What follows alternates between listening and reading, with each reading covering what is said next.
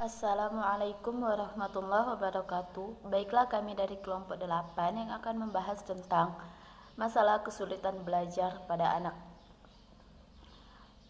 Baiklah, saya akan memperkenalkan diri kami terlebih dahulu. Yang pertama yaitu ada Lara Seva Selin, dan yang kedua ada Fakira Rianti, dan yang ketiga ada saya sendiri yaitu Rani. Baiklah, materi yang pertama yang akan dibacakan oleh saudari Lara Seva Selin. Kepadanya kami persilakan. Baiklah, saya akan menjelaskan pengertian kesulitan belajar. Kesulitan dapat diartikan sebagai suatu keadaan yang sukar, sedangkan belajar adalah suatu proses perubahan tingkah laku seseorang dari tidak tahu menjadi tahu, dari tidak bisa menjadi bisa. Berdasarkan dua pengertian tersebut, dapat disimpulkan bahwa kesulitan belajar adalah gangguan yang dialami seseorang terhadap proses belajarnya karena beberapa faktor yang mempengaruhinya, sehingga berakibat pada prestasi belajarnya. Baiklah, selanjutnya jenis-jenis kesulitan belajar. 1. Perspektif tugas-tugas perkembangan. Antara lain, 1. Kesulitan dalam pemusatan perhatian. Ketidakmampuan menentukan pilihan, perhatian akan menyebabkan anak tidak memproses dengan cermat dan tidak fokus. 2.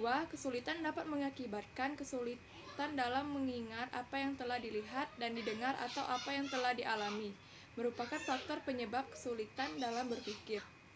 3. Kesulitan dalam berpikir. Kemampuan berpikir adalah kemampuan mengoperasikan kemampuan kognitif yang mencakup kemampuan bertransformasi konsep dan mengasosiasikan formasi konsep dalam memecahkan masalah.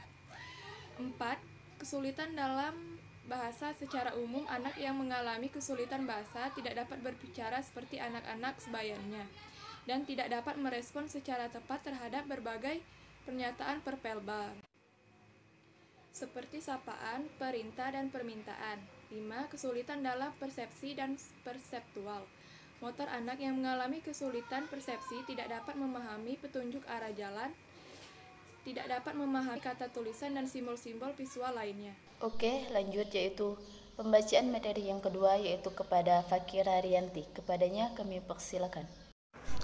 Oke, baiklah, saya akan melanjutkan materi selanjutnya yaitu tentang pengelolaan informasi.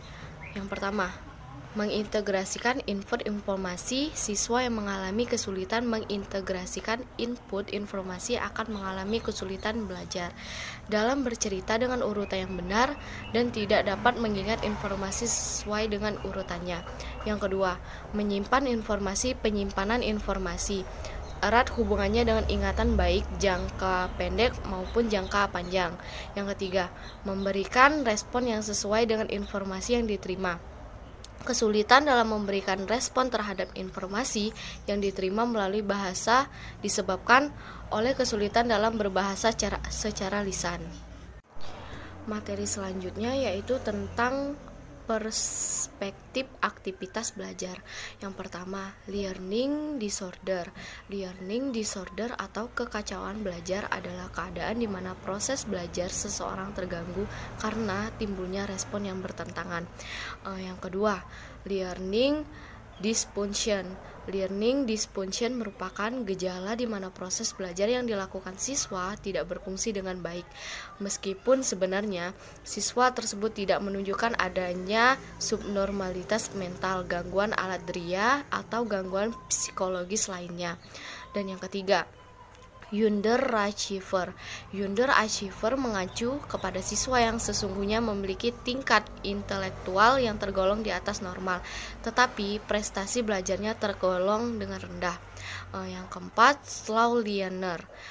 Slow learner atau lambat belajar adalah siswa yang lambat dalam proses belajarnya, sehingga ia membutuhkan waktu yang lebih lama dibandingkan dengan sekelompok siswa lain yang memiliki taraf intelektual yang sama.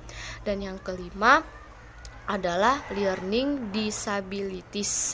Learning disabilities atau ketidakmampuan belajar mengacu pada gejala di mana siswa tidak mampu belajar atau menghindari belajar sehingga hasil belajar tersebut di bawah potensi intelektualnya. Baiklah, mungkin itu saja. Terima kasih. Pembacaan materi yang ketiga yaitu saya sendiri.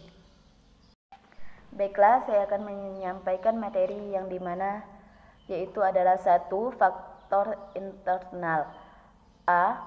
Faktor fisiologis yang dapat menyebabkan kesulitan belajar pada siswa seperti kondisi siswa yang sedang sakit, kurang sehat, adanya kelemahan dan atau cacat tubuh.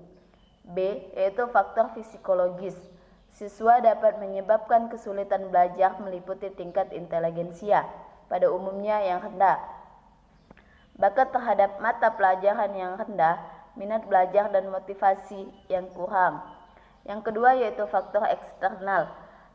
Faktor eksternal itu terbagi menjadi 2. Yang pertama, faktor non-sosial yang dapat menyebabkan kesulitan belajar pada siswa dapat berupa peralatan belajar atau media belajar yang kurang baik atau kurang lengkap, kondisi ruang belajar yang kurang layak, dan waktu pelaksanaan proses pembelajaran yang kurang disiplin. Yang B, faktor sosial. Yang dimaksud dengan faktor-faktor sosial di sini adalah faktor manusia atau sesama manusia. Baiklah, selanjutnya yaitu kesulitan belajar menurut Sugihartono DKK. Diagnosis kesulitan belajar dapat diterjemahkan sebagai sebuah proses yang dilakukan oleh guru untuk menentukan masalah atau ketidakmampuan siswa dalam belajar yang dilakukan dengan cara meneliti berbagai latar belakang faktor penyebabnya dengan cara menganalisis gejala-gejala yang tampak dan dapat dipelajari. Selanjutnya yaitu intervensi atau pemecahan masalah kesulitan belajar. Banyak alternatif yang dapat diambil guru dalam mengatasi kesulitan belajar siswanya. Akan tetapi, sebelum pilihan tertentu diambil, guru sangat diharapkan untuk terlebih dahulu melakukan beberapa langkah penting sebagai berikut. Yang pertama yaitu menganalisis hasil diagnosis, yakni menelaah bagian-bagian masalah yang benar, mengenal kesulitan belajar yang dihadapi siswa. Yang kedua, mengidentifikasi dan menentukan bidang kecakapan tertentu yang memerlukan perbaikan.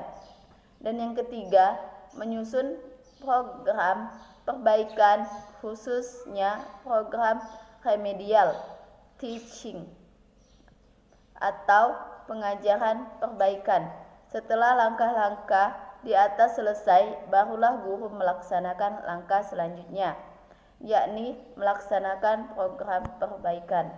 Baiklah, yang itu saja yang dapat kami sampaikan. Kalau ada kata-kata kami yang salah, kami mohon maaf. Kepada Allah kami mohon ampun. Akhirul kalam. Wassalamualaikum warahmatullahi wabarakatuh.